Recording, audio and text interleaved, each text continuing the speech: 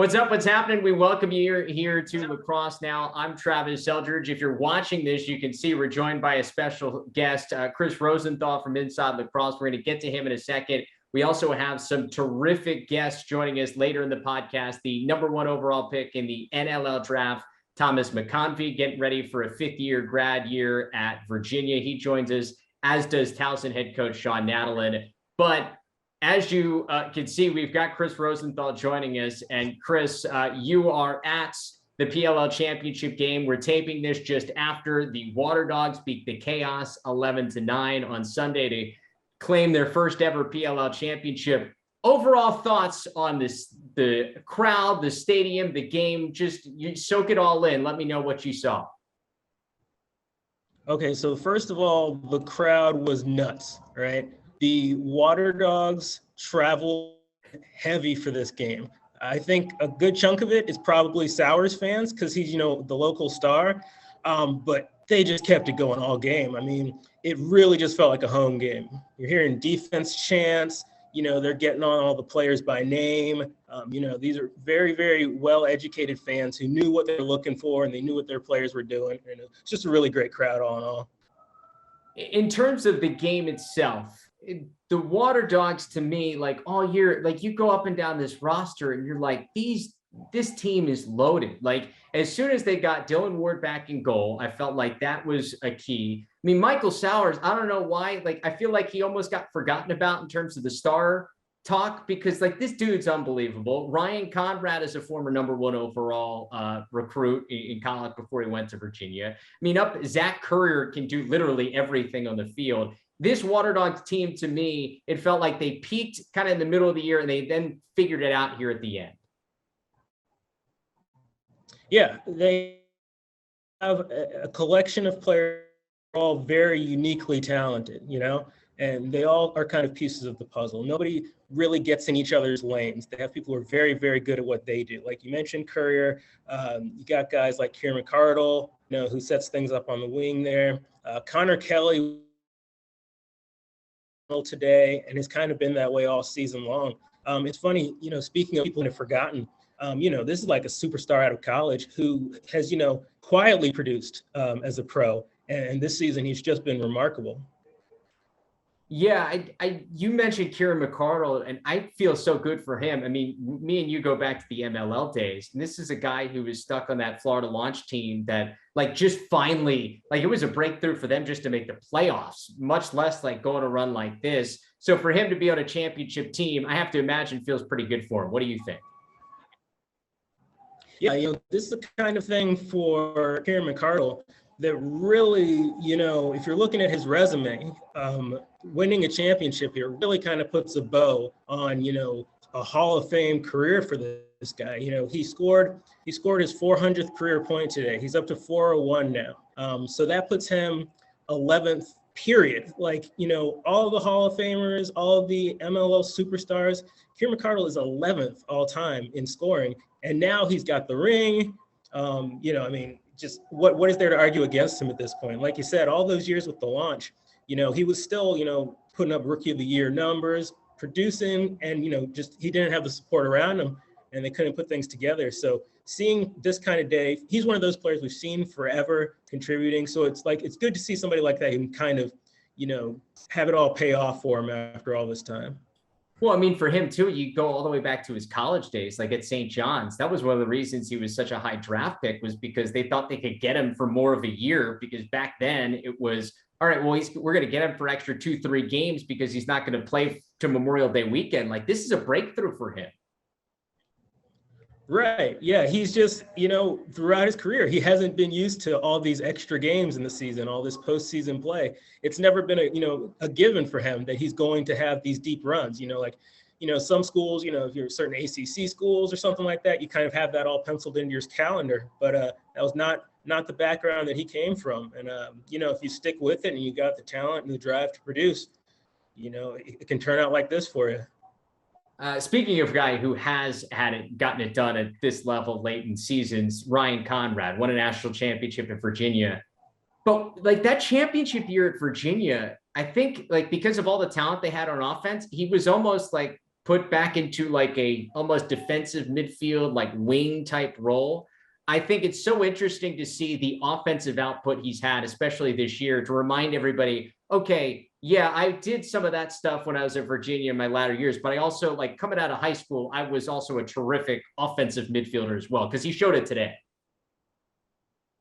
Right. I think that's kind of the direction that this league is evolving. You're getting players who, you see it with, like, say, Trey LeClaire for the Archers, right? You're an offensive superstar in college, but maybe there's just not enough room for you, or maybe the offensive schemes don't fit your strengths. If you're good enough, they're going to have to find something for you to do. And Conrad is one of those people where, and when he came in, he wasn't getting the playing time. They didn't really have a role for him, but he's kind of etched something out where you can't deny him the playing time. He's just so talented, and he's just a reliable contributor at this point. So yeah, now he can stay out there on defense, and he gets the ball, forces the transition, which we've seen the Water Dogs are huge fans of this transition offense. So I mean, if he's out there, going against an offensive midfielder, he's got a huge advantage. Dylan Ward stopped 62%, made 13 saves. I mean, this dude has now won a championship indoors this year, and now outside. The two positions are completely different. Like, is he the best goalie, like, just hands down, period, right now in the world? Yeah, it's funny when I think about Dylan Ward, I try to I try to restrain myself from just kind of crowning him as the greatest we've seen.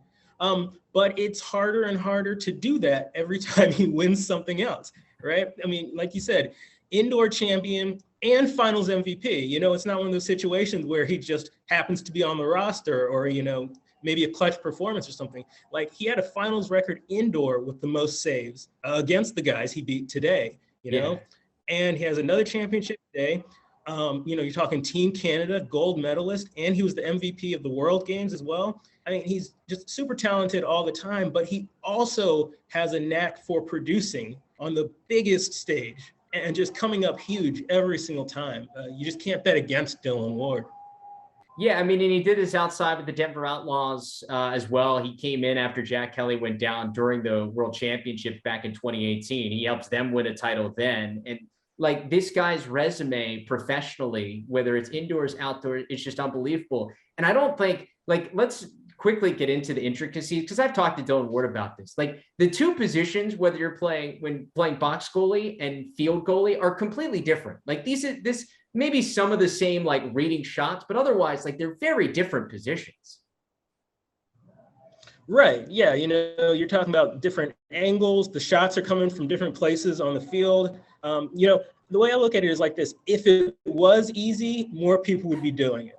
Right. And it just doesn't happen. Right. It's not like there's this big lineup of, PLL goalies who just go, suiting up, throwing on more gear and going in for the NLL. If it was easy, other people would do it.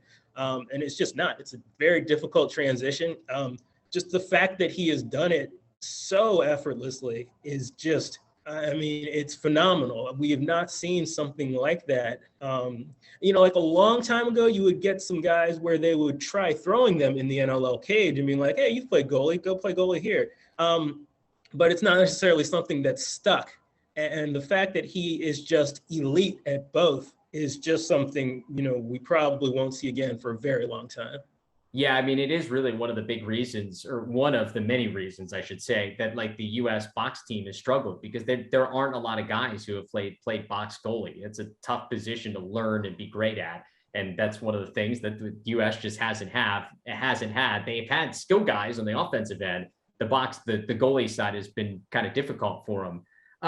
For Chaos, what's your takeaway for this season for them? Because they finally, like, they did what we expected them all to. What we thought they could do here at the end, they finally did it, but they don't win a championship. What's your takeaway?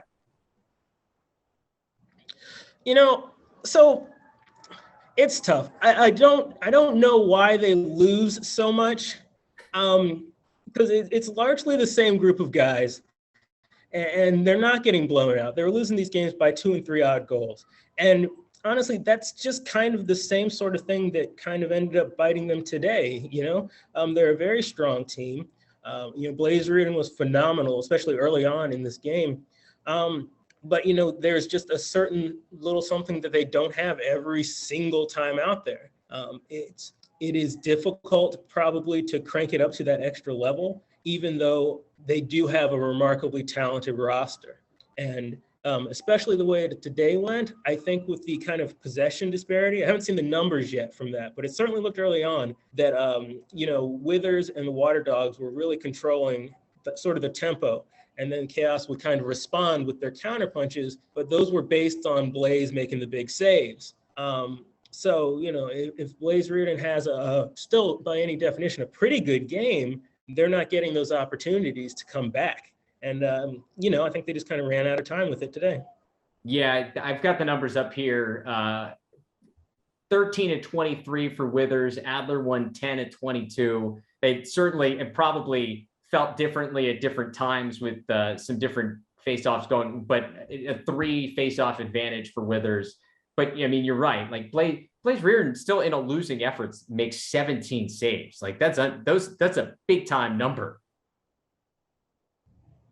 Yeah, and a few of those, early in the game, who knows where this game goes if he's not standing on his head right away, because the Water Dogs came out strong, and Blaze was doing, these kick saves here and, just standing up, taking up space here and there and just, really shutting things down before Chaos could start to make their offensive go at it. And, obviously they ended up losing, but who knows how the game goes if the Water Dogs start right away, putting, say, half of those goals by, like a mediocre goalie or something like that. This could have gotten real messy very quickly.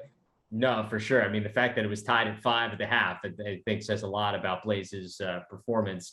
Let's look at the PLL season as a whole. Like this year, it finally, it felt like kind of a normal year, post-COVID, post-MLL. Like it felt to me like this is the pro lacrosse like that me and you love. You've got the best players all on the same field competing for the same things. Like this skill level is what we've seen for years, and it continues to get elevated. What's your takeaway from this year of the PLL?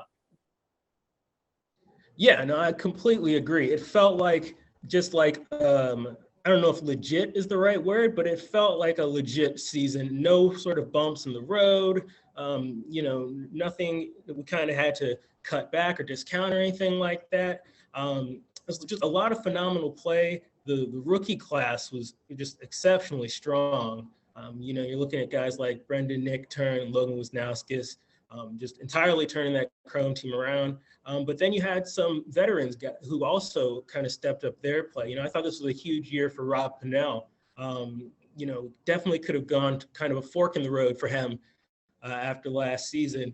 And I feel like his style isn't necessarily what a lot of teams are looking for.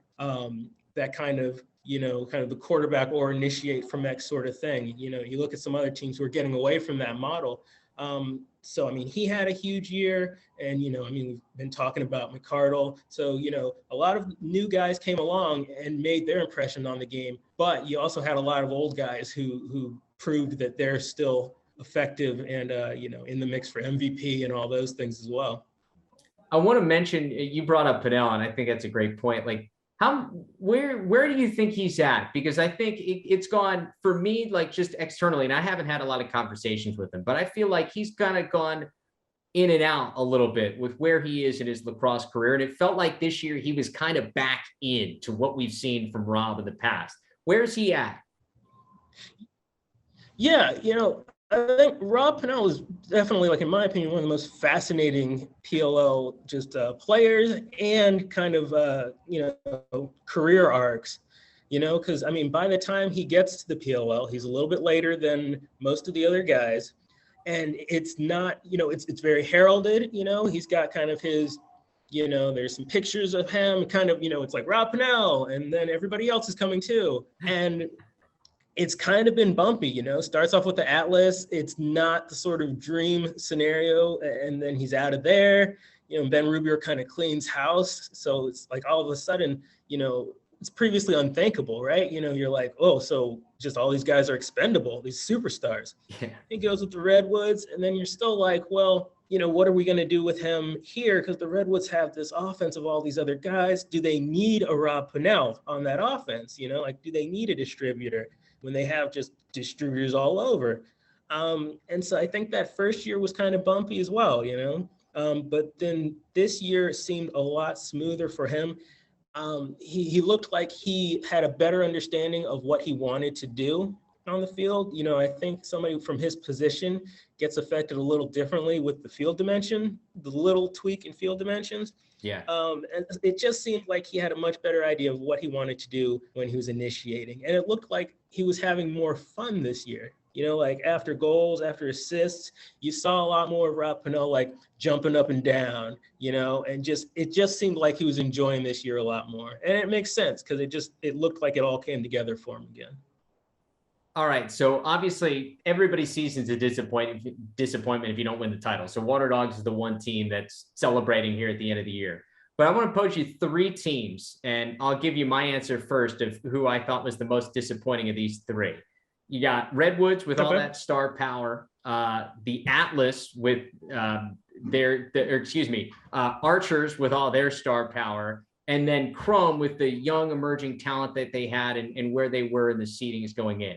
Of the 3 of them, I felt like the Archers, it just felt like this should have been their year because the Whip Snakes were finding ways to win, but just couldn't quite, like, it just never felt like it all clicked like it had in years past for them this year. But for the Archers, like, they had some performances where you're like, this is the team that looked to be this dominant when they put this team together. Like, everything flowing on offense. They looked like the Golden State Warriors out there with the ball movement and everything. So to me, out of Archers, Chrome, and I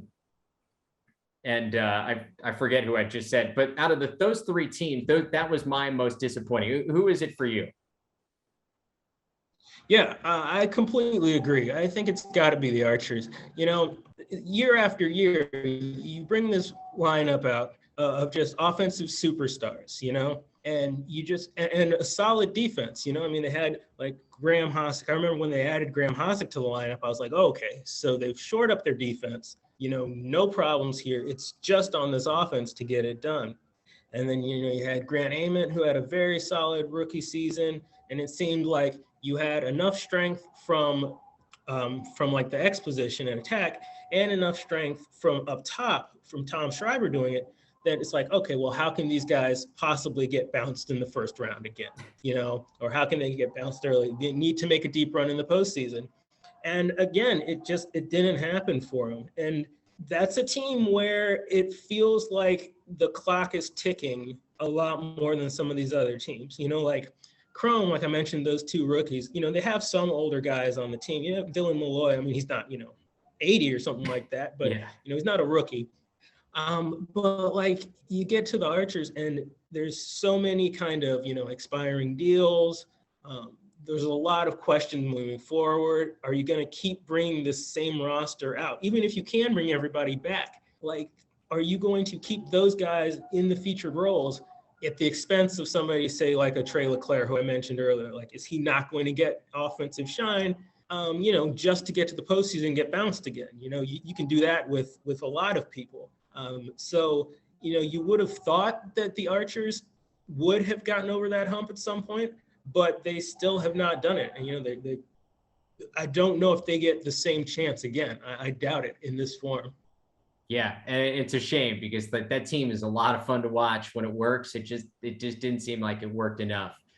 Chris, hey man, we appreciate the time. Hope you enjoyed the championship. A beautiful day there in Philadelphia. So thank you so much, and enjoy now the off season. We got fall ball, like all the good stuff you got a chance to enjoy now here in the fall. Absolutely. Thanks a lot. Thanks for having me. I appreciate it. So we leave Chris, and now we send you to the indoor game, the #1 pick in the NLL draft, Thomas Mccandvi. I got a chance to catch up with him last week. So we are now joined by the #1 overall pick in the NLL draft this year, Thomas Mccandvi, who will be headed to the Rochester Knighthawks in about a year. He's got some time here. He's got a 5th year, a grad year to play out at Virginia. But Thomas, congratulations, man. What was draft night like? Yeah, thank you very much. It was an awesome experience. It's something I've dreamed of since I was a kid. going to those Toronto Rock games and watching them play the Rochester Knighthawks in a huge rivalry. So, it's been a long time coming, and it's one of those things that it doesn't feel real in the moment. But looking back on it now, a couple of days removed, it was an awesome night, an awesome experience. Yeah, I mean, how cool was it to be there? You go up, you shake the commissioner's hand, you've got the jersey, and like, hey, I'm going to play in this league. Yeah, it was really cool. Having that experience in person, really, after the last 2 years of being online, that in-person experience really made it feel more special and really made it feel more real. So, I couldn't have asked for a better day and a better night. So I think some college lacrosse fans have probably seen your game outside playing at Vermont. They're going to probably see you even more now at Virginia this year. How would you describe your box game to somebody who's just a field fan? I'm saying I'm a big body that likes to get to the middle. I like to set picks and move off ball. Like to get other guys open and create space out there. So I just like to get to the middle and try and finish on the inside.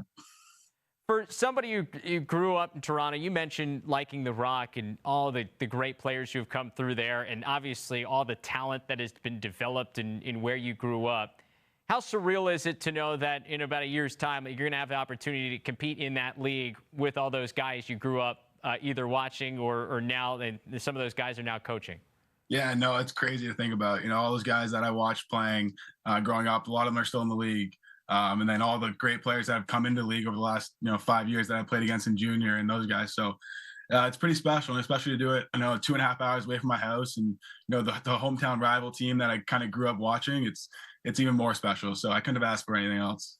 So who were those guys you grew up idolizing? I think Colin Doyle, Blaine Manning they're the two guys on the Toronto Rock that they were kind of the guys that were there for the longest time, and the two guys that were kind of always there when I was at the games, and always the guys kind of putting on a show. And then obviously Cody Jamieson whenever the Rochester Knighthawks were in town. Those are kind of the three guys that were kind of at the top of the list. So first trip when you with Rochester go to play in Toronto, what's that going to be like? Yeah, it's going to be crazy. It's going to be really fun. It's one of those things that you kind of like childhood dream about, playing for a professional sports team and playing in your hometown. So I'm sure I'll have a lot of family and friends there, and it'll just be a special night for all of us. So I'm really excited. When we get that next year's schedule, we'll circle that one on the calendar. For sure. You have had a crazy last month or so. You were in Ireland with the Canadian U21 World Championship team. You win silver there. You include moving into Virginia now for a grad year, a new school there, and you head up to the draft in your hometown. So you've been all over the place. I want to talk about the U21 experience. What was your takeaway from what you did with Canada over in Ireland? Yeah, it was another unforgettable experience I've had in the past couple of months. So, it was one of those things going across to Ireland. I've never been over to Europe, so going to a new part of the world with a bunch of guys that you kind of played against, but you didn't really know them too well. So, we got a really special kind of bond, and we got to know each other really well. And it was a really good team. Unfortunately, we came up a little short there against the U.S., but the overall experience was unbelievable. What was your takeaway, and what did you learn maybe about the play on the field and how you guys kind of came together in competing against Team USA, a bunch of guys that you're going to compete with pretty much every week now that you're at Virginia? Yeah, no, I think we just kind of shared that Canadian bond and that Canadian battle, and we all like to give our heart and soul for Canadian country, for our country, and I think we did that, and unfortunately a couple bounces, couple calls, they didn't go our way, but we battled there for each other, and those are some bonds that we'll have for a lifetime. So we couldn't have asked for anything more. Whether it's on the field or off, what's the story like you'll tell people from that experience years down the road? Like, what was your favorite moment? There's a lot, but I think it's just the overall experience in general. Just like laughs we had in the dorms there in Ireland. Going to the cliffs of Moher, it's an unbelievable experience. It's pretty surreal. Something you kind of can't get over here. So just kind of the overall experience. There's so many stories and so many laughs that we had together. So I think I can't really choose one, but it was just unreal. Yeah, stories to tell for years to come.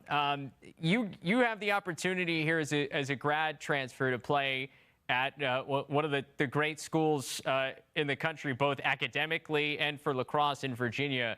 Walk people through the transition and the decision to go from playing Vermont, know you have this extra year, and how you ended up at Virginia. Yeah, for sure. I enjoyed my 4 years at Vermont. I loved it there. I couldn't have asked for any more from Coach Pipes, Coach Bernhardt, Coach Cav. I love those guys. But for my graduate year, I kind of wanted to upgrade my academics first and foremost, and kind of go to an established, unreal school here, as well as kind of go after that big program and maybe try and chase a national championship a little bit. So just kind of an overall, just like a bigger kind of standard, or bigger kind of school, academically and athletically. Just kind of something I thought I would do for my 5th year. So what's the transition been like here early on in fall ball? Yeah, it's been awesome. The guys here have been really, really, really accepting and really, really inviting. So I also have one of my good buddies that I grew up playing with since I was like 4 years old down in Mimico. So Peyton Cormier. So he's my roommate here. So he's helped the transition a lot. But just in general, the guys as a whole have been really accepting and really welcoming. So it's been good. Is that an Andrew Wiggins Timberwolves jersey behind you? Yeah, it is. I got that over there. I got that when he was drafted. I've got to ask why. Just another Canadian guy. When he got drafted to the Timberwolves, I was a Canadian guy going first overall in the NBA, so I had to grab one. Yeah. Hey, you know what? You're all in. So it's not just like Toronto Raptors up there. It's any Canadian guy who's out there. You're a fan. Yeah, exactly. Me and Payne really spread the Canadian wealth around here, because we're outnumbered by a lot. So we try to get in our guys when we can. What with you? I mean, look, you don't have to prove anything to anybody. You competed at the D1 level after what you did at Vermont. But is there part of you like that you want to prove something to yourself? Like, hey, not only can I do it there, like I'm going to go do this at Virginia and earn a spot on a nationally ranked top 5, top 10 type team. Yeah, a little bit. I'm not putting too much pressure on myself, but yeah, there's definitely some of me that kind of wants to, show the big stage that, I can compete out there and stuff like that. But at the end of the day, I'm just kind of here to help the team win and try and get that team goals is the big thing that I'm here for. So I'm excited to kind of get this journey going. So when I was looking at this and getting ready to do the interview, I'm thinking, well, man, he went to Burlington, Vermont, the University of Vermont, which is a great college town. And now you're going to another, one of the best college towns in the country in Charlottesville, Virginia. Compare the two towns from what you've seen so far in Charlottesville.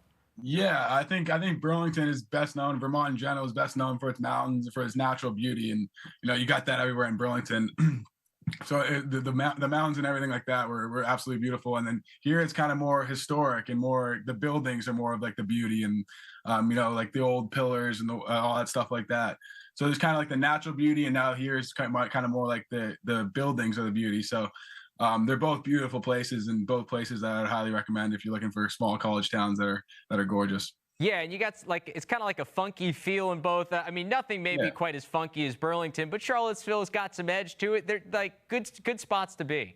Yeah, for sure. I've enjoyed the local community around here has been awesome from what I've seen so far. So I can't complain with either college town for sure. And I'll give you a tip from somebody who's driven outside Charlottesville. You don't have to go too far. You can find some rolling hills and mountains. So they're there. Oh, yeah, for you. Sure. The drive-in, when I moved all my stuff in down here, the drive-in was kind of reminiscent of Vermont. There's those green mountains. So it was pretty beautiful.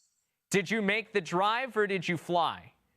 So before Ireland, I drove down and got all my stuff down in here because, I knew I was going to be kind of late coming back from Ireland. So I kind of moved in before Ireland.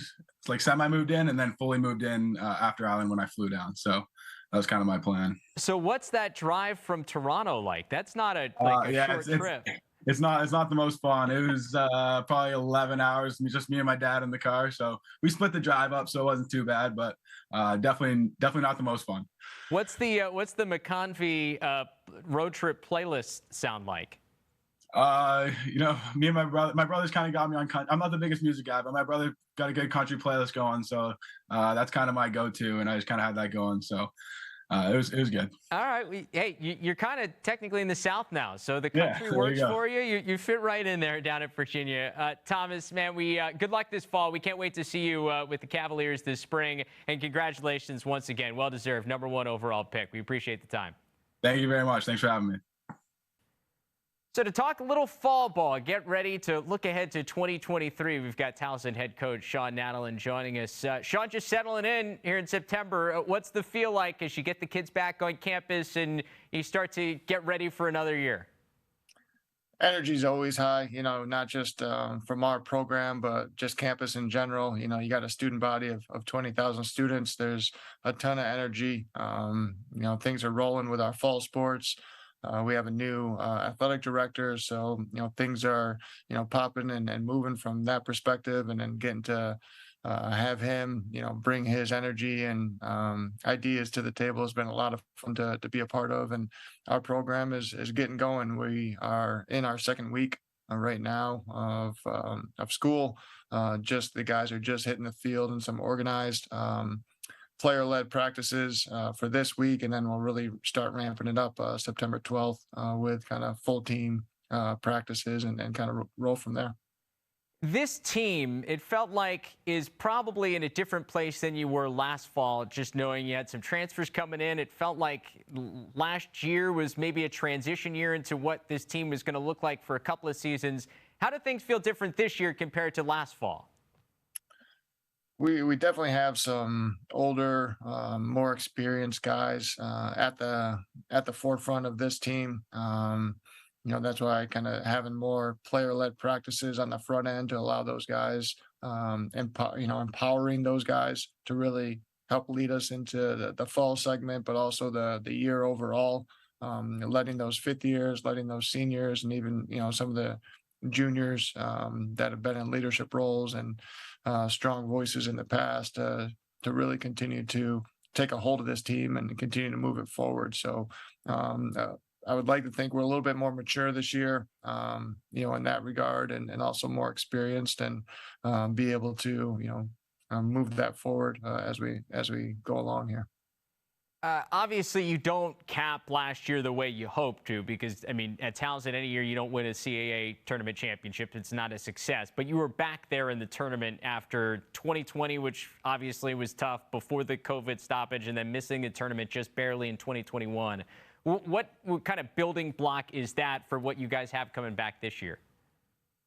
Well, it's a step in the right direction, coming out of 2020, and then kind of building into 21 and 22, being able to make sure our players understood what they were capable of, and we wanted to, we kind of left 2021 in the hands of other people to make decisions, and we didn't want to allow that to happen. So kind of, leaving no doubt was a bit of our mantra last year, to be able to get back into the CAA tournament and obviously the CAA championship game, and 100% credit to our players of obviously achieving that, believing in what it took to get there, and fighting alongside each other to make sure that they put themselves in position to have a chance to earn a CAA championship in the tournament. And it was great to see that unfold. And then we definitely had some nice ups and, quite a few downs, but, able to navigate our way,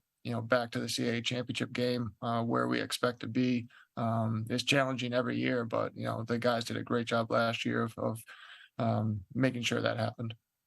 Speaking of the CAA, the conference is going to look different this year. UMass is gone. You've got some new members coming in. Like, how do you approach what you've known as conference play? Obviously, being very tough, and I don't think that changes, but it's going to look different. How do you approach this year? Well, there's going to be more conference games. Definitely going to miss playing UMass. Love playing those guys, and either traveling up there to play them or, down here. Always just awesome games. And Coach Canella and his staff and his team were just such a, great group to compete against, really test yourself. So definitely going to miss those guys, but welcoming in Hampton and Monmouth and Stony Brook is going to be exciting too. Bringing in new teams, new challenges. An old friend and Coach Gallardi up at Stony Brook. Bringing him back into the CAA where he always knows he belongs, and being able to travel up there and see him. But it's, again, the conference is always going to be a battle.